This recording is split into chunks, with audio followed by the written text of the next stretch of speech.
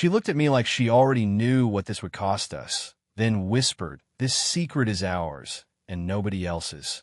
I didn't notice her right away, and that's what made the moment stay with me. She wasn't trying to be seen. She moved through the room with an ease that felt earned, not practiced, comfortable in her own pace, unbothered by the noise around her. While everyone else seemed busy filling the space with voices and laughter, she chose stillness. When our eyes finally met, it wasn't sudden or electric. It was steady, like something had quietly clicked into place. We started talking over something trivial, an offhand comment about the music playing, the way it felt too loud for the time of day.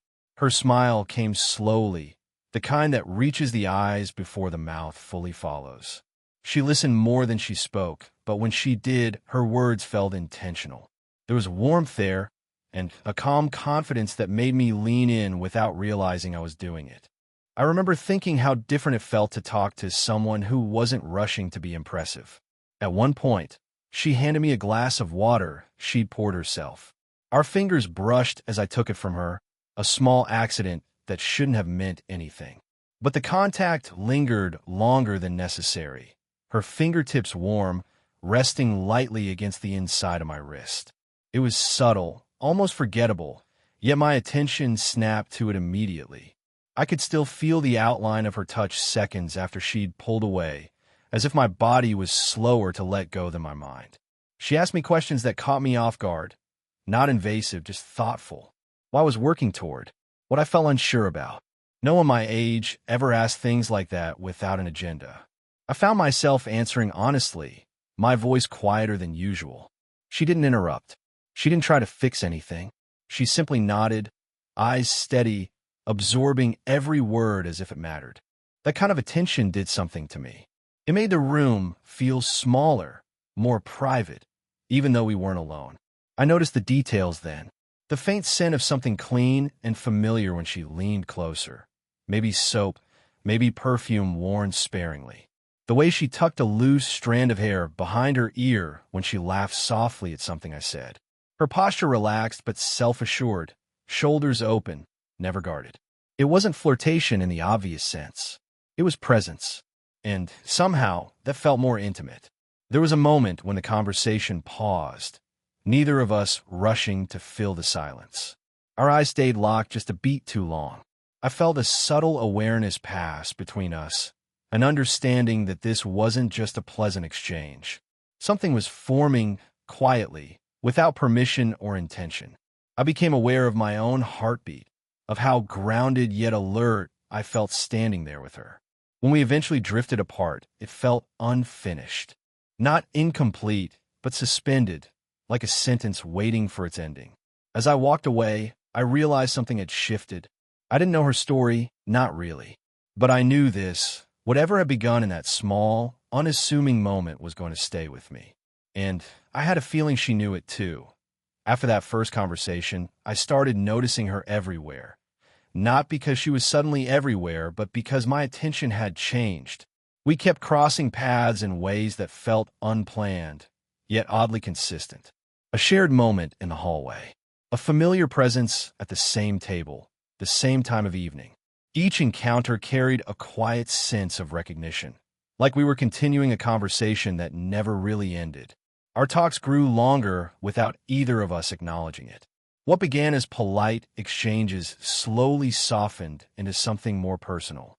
She told me stories in pieces, never all at once. Memories shaped by time, not urgency. She spoke about decisions she'd made with certainty back then, and how clarity sometimes only arrives years later. I listened, not just to her words, but to the pauses between them. There was experience in her voice, and a vulnerability she didn't rush to explain. I found myself sharing more than I intended. Thoughts I usually kept tucked away came out easily around her. My uncertainty about the future, the pressure to choose the right path before I even understood what I wanted. She didn't dismiss those doubts or try to make them smaller. Instead, she leaned slightly closer when I spoke, elbows resting on the table, hands folded loosely as if to say, "I'm here. Take your time." That simple posture made me feel steady, like I wasn't being judged for not having all the answers yet. There was a growing comfort in the physical space we shared. We often sat side by side, close enough that our knees almost touched. Sometimes they did, accidentally, and neither of us moved right away. I became aware of her warmth through the fabric of our clothes, a quiet reminder that she was there, grounded and real. When she laughed, she sometimes placed her hand briefly on my arm, never lingering too long, but long enough for the gesture to settle in my chest. Still, there was an unspoken restraint between us. I noticed it when she caught herself pulling back slightly after a moment of closeness, or when her gaze flickered away just before it lingered too long. She never said why, and I didn't ask. I sensed that whatever this was, it existed in a narrow space, allowed only if we didn't name it. That awareness created a tension that lived beneath every conversation, subtle but persistent. I struggled with it quietly. Part of me wanted to lean into the ease I felt around her, to stop thinking and just be present. Another part reminded me that comfort like this can be dangerous, especially when it comes without warning. I wondered if she felt it too. The pull of familiarity that hadn't asked for permission, that had simply arrived and made itself at home. One evening, as our conversation wound down, we sat in silence for a while, neither of us in a hurry to leave. She looked at me then, really looked at me, as if weighing something she hadn't yet decided. Her expression softened, and she offered a small, knowing smile, warm but careful. In that moment, I understood that this wasn't just coincidence or convenience. We were both choosing, again and again, to stay in this space together. And even without saying it out loud, I felt it clearly. Whatever line existed between us, we were walking closer to it each time we met. The shift didn't happen all at once. It came quietly, disguised as conversation that felt heavier than usual. We were sitting together in a place that felt tucked away from the rest of the world. Soft lighting, low voices around us. The kind of evening that encourages honesty without demanding it. She was telling me about something she rarely shared, her voice steady but slower now, as if she were choosing each word with care. There was a pause after she finished, one that felt full rather than awkward. I told her how much it meant that she trusted me with that. My voice came out softer than I expected. I wasn't trying to be gentle. It just happened. She looked at me then, really looked at me, and for a moment her confidence faltered, not in a way that made her smaller, but in a way that made her real. Vulnerable. Human. She reached for me without seeming to realize she was doing it. Her hand came to rest on my forearm, fingers warm through the thin fabric of my sleeve. The touch was light, almost tentative, but it carried intention. I felt it immediately, not just on my skin, but somewhere deeper. Her thumb moved slowly, a small, grounding motion that sent a quiet rush through me. I stayed still, afraid that even a slight movement might break whatever this was. For a second, she seemed to catch herself. I saw the hesitation flicker across her face, the moment where she considered pulling back. Instead, she exhaled softly and let her hand remain where it was. That choice, small, restrained, deliberate, felt louder than words. I could feel the warmth of her palm, the gentle pressure, the way her touch made me acutely aware of my own breathing. We sat closer after that, our shoulders brushing. The contact was subtle, but it changed the entire atmosphere. I could sense the rise and fall of her breath beside me, the way she leaned in just enough to close the space without fully crossing a line. The room felt quieter, like everything else had faded to the edges. I noticed the faint scent of her, clean, familiar, comforting, and how it lingered between us. Neither of us spoke for a while. The silence wasn't empty. It was charged, alive with things we weren't saying. I felt torn between wanting to acknowledge the moment and wanting to protect it by leaving it unnamed. There was a weight to the closeness now, a responsibility to it. I wondered if she felt the same careful balance, desire tempered by awareness, intimacy held in check by respect. When she finally looked up at me, her eyes were searching, steady but questioning. I didn't look away. I let myself stay there with her, fully present. Slowly, she leaned her head against my shoulder, just enough for it to rest there naturally. The contact sent a quiet calm through me, unexpected and grounding. I could feel the softness of her hair near my cheek, the gentle pressure of her weight. I didn't move. I didn't need to. In that moment, closeness wasn't about doing more. It was about allowing what was already happening. And as we sat there, connected in that simple, unguarded way, I understood something clearly. Whatever line we were approaching, we had just stepped closer to it together. After that night, something settled between us. Not distance, but awareness. The closeness we'd shared didn't disappear. It lingered quietly, reshaping the way we moved around each other. Every interaction carried a new weight, as if we were both holding something fragile in our hands. We didn't talk about what had changed, but we didn't pretend it hadn't happened either. Instead, we learned how to exist within it. I noticed it in the way she became more careful in public spaces. Her voice stayed warm, her smile unchanged, but her body language shifted, subtly angled away when others were near, a half step of distance that hadn't been there before. Still, when our eyes met across a room, the connection was unmistakable. Her gaze would linger just long enough to acknowledge me, then soften, as if to say, "I see you." I remember. Those moments felt private in a way words never could. A shared look while someone else was talking. A quiet smile that faded the moment anyone else turned toward us. It was in those brief exchanges that I understood the rule forming between us. Whatever this was, it belonged only in the spaces we could protect. That realization brought a mix of emotions, gratitude, tension, and a faint ache I didn't know how to name. One evening, as we were leaving separately, she paused beside me near the door. The room was full, voices overlapping, but somehow we existed in a pocket of stillness. She reached out and hugged me, casual enough to mean nothing to anyone else, but to me, it felt deliberate. Her arms slipped around my waist, her cheek resting lightly against my chest. I felt the quiet steadiness of her breath, the way she held on just a second longer than necessary before pulling back. When she did, her hands lingered briefly at my sides, fingers pressing gently, as if to ground herself. "Take care," she said softly, her eyes meeting mine with an intensity that contradicted the simplicity of the words. I walked away with the warmth of that hug still wrapped around me, my thoughts unsettled. Part of me wondered if this careful distance meant she was pulling away. Another part understood that it was the opposite, that she was protecting something she wasn't ready to lose. That understanding didn't erase the ache, but it gave it meaning. Later, when we found ourselves alone again, she addressed it in her own way. Not directly, not with explanations, but with honesty. She spoke about how the world tends to misunderstand things it doesn't want to look at closely, about how some connections invite judgment before they invite understanding. Her voice was calm, but there was a tension beneath it, a vulnerability she didn't often allow herself to show. I listened, knowing this wasn't just a general observation. When she finished, there was a pause.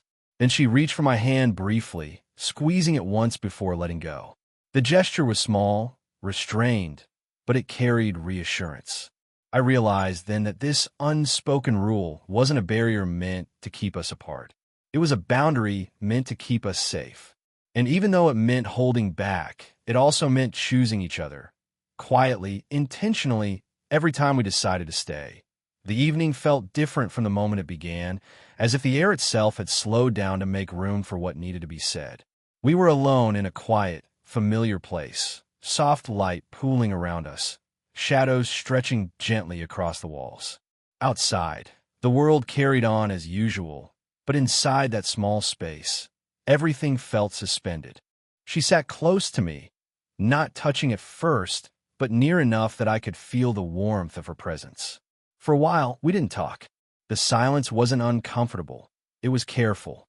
I could sense her gathering her thoughts, the way her shoulders rose slightly with each breath. When she finally spoke, her voice was calm, but there was a depth to it that made me listen differently. "This isn't simple," she said, not looking at me at first. Her hands rested in her lap, fingers intertwined tightly, as if holding something together. "And I don't want to pretend it is."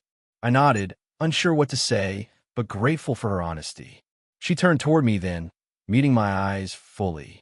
In that moment, I saw the quiet vulnerability she usually kept tucked beneath her composure. It wasn't fear exactly, it was awareness. The kind that comes from knowing how easily something beautiful can be misunderstood. She reached out slowly, giving me time to pull away if I wanted to.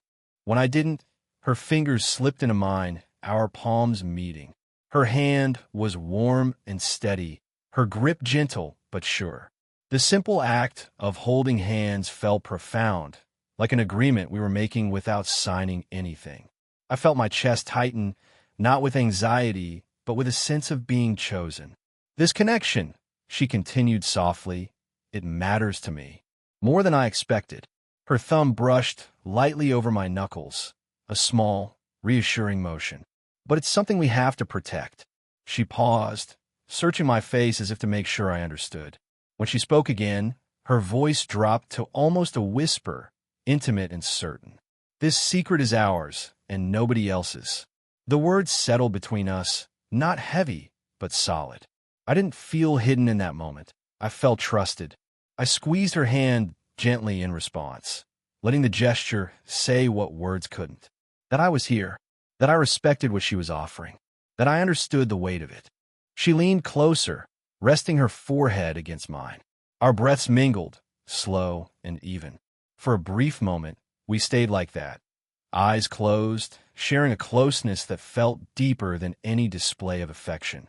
I could feel the faint tremor in her breath, the quiet release of tension as she allowed herself to be fully present. When she pulled back, she smiled, a small, genuine smile that carried relief and resolve. She brushed her fingers along my cheek, not lingering, but tender enough to leave its imprint behind. That touch, restrained and deliberate, felt like a promise rather than a question. As we sat together, hands still intertwined, I realized something had shifted. The uncertainty that once hovered between us had softened into clarity. We weren't rushing toward anything. We weren't pretending this didn't exist. We were choosing to hold it carefully, together. And in that quiet agreement, sealed not by declarations but by trust, I felt closer to her than ever before. After that conversation, everything between us felt steadier. Not louder or more obvious, just more certain. The tension that once lived beneath every interaction softened into something calmer, more intentional. We didn't need to check in with words anymore. There was an understanding now, a shared rhythm we moved to without thinking. Our time together became shaped by small, deliberate choices. We found moments that belonged only to us. Early walks when the streets were still quiet, short drives with the windows cracked open, the hum of the road filling the space where conversation wasn't necessary. She liked those silences, I noticed. She leaned back in the seat, one hand resting loosely near mine. Her presence relaxed in a way that felt earned. When our fingers brushed, she didn't pull away.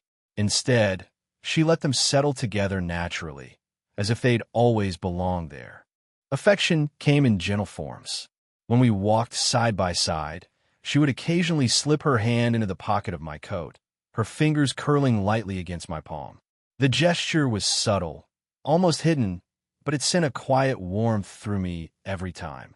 I became aware of how grounding her touch felt, never demanding, always reassuring. In those moments, I felt less like someone still figuring things out and more like someone capable of being present. She opened up more, too, in ways that felt unguarded. She talked about the parts of herself she'd learned to protect over the years, the compromises, the strength it took to rebuild confidence after disappointment. I listened, not trying to fix or analyze, just holding space for her words. Sometimes she'd pause mid-sentence, searching for the right phrasing, and I'd squeeze her hand gently to let her know there was no rush. Each time, she'd exhale softly and continue, her voice steadying. I noticed changes in myself as well. I became more patient, more attentive. I learned how to read the subtle shifts in her mood, the way her shoulders tensed when she was overwhelmed, the way her smile softened when she felt safe. When she leaned into me, resting her head against my shoulder, I stayed still, letting her settle there. I could feel the slow rise and fall of her breathing, the quiet trust in that simple act of closeness. We were still careful in the world outside our shared moments. The unspoken rule remained, but it no longer felt restrictive. It felt mutual. There was comfort in knowing we were protecting something together, not hiding out of fear, but preserving it out of respect. That distinction mattered. One evening, as we sat close in the dim light, she turned to me with a thoughtful expression. She didn't say anything at first, just studied my face, her hand resting lightly on my knee. Then she smiled, warm and genuine, and squeezed my hand once. "I'm glad it's you," she said quietly.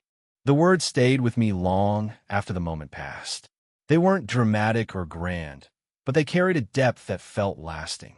In choosing to move forward this way, slowly, intentionally, without needing validation, we were choosing each other, quietly, and somehow that made it feel more real than anything else ever had. Time didn't rush us. It moved at its own pace, steady and unassuming, and we let it. What we shared didn't fade or fray with patience. It deepened. The careful choices we'd made early on became habits, and those habits grew into something solid. We learned each other not through grand moments, but through consistency, through showing up in quiet ways that mattered. There was a particular evening that stayed with me, one that felt like a reflection of everything we'd built. We were sitting together as the day eased into night, the room lit only by the soft glow of a lamp. She sat close, her head resting against my shoulder, her body relaxed in a way that spoke of trust. I could feel the gentle weight of her there, the warmth of her presence grounding me. Her hand rested over mine, fingers tracing slow, absent circles on the back of my hand, a familiar motion that had become second nature. We didn't talk much. We didn't need to. The silence between us was no longer careful. It was comfortable. I thought about how different this felt from what I'd imagined love was supposed to be. There was no urgency here, no need to prove anything. Just two people choosing to be present, fully and honestly, with each other. She shifted slightly, looking up at me with a soft smile. In her eyes, I saw contentment mixed with something deeper, a quiet pride in what we'd managed to protect. She brushed her fingers along my jaw, her touch gentle and deliberate, then let her hand fall back into mine. The simple intimacy of it made my chest tighten in the best way. "I'm glad we didn't rush this," she said softly. I nodded, understanding exactly what she meant. Rushing would have made this louder, perhaps easier to define, but it would have taken something away, too. Well, we had grown in the spaces between moments, in the pauses, in the restraint. It felt earned.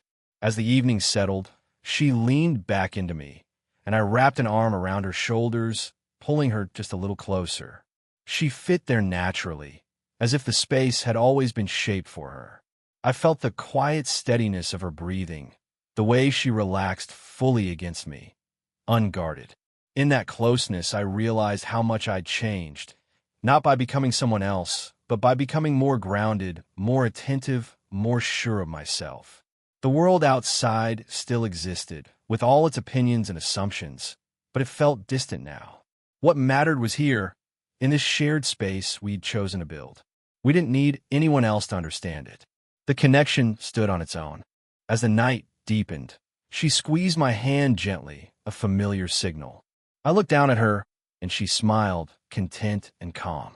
In that moment, I knew this wasn't a secret anymore, not to us. It was a truth we carried together, quietly, completely. And that was enough.